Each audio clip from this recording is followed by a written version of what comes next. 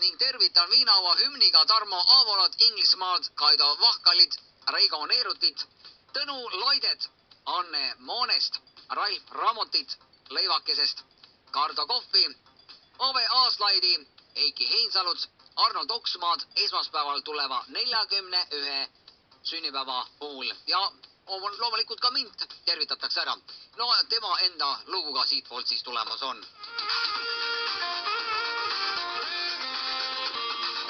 Täna laulan teile Valina kauas, kaunis vaik Eestimaa Tori vallas. Kaunis loodus, see kutsub kõiki siia, minu kodu asub siin Viinamaual. Ei sõbrad, ootan alati teid külla, õiged teed mu juurde pole raske leida. Telekast jookse sariseva haava.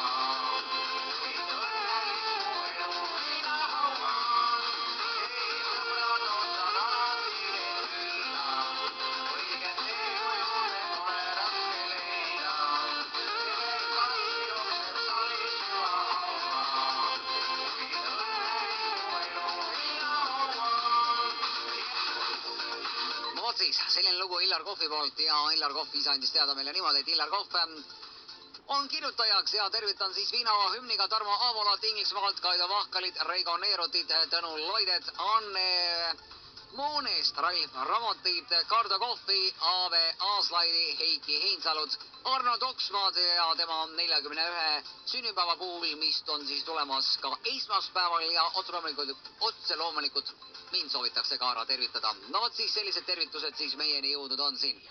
Aga ega midagi, tuleb hakata vaikselt siin oksima meile raadiokuulaja ja annab meile Meelis teatina ja tervitan autoremondi meisaks veel, siis annab meile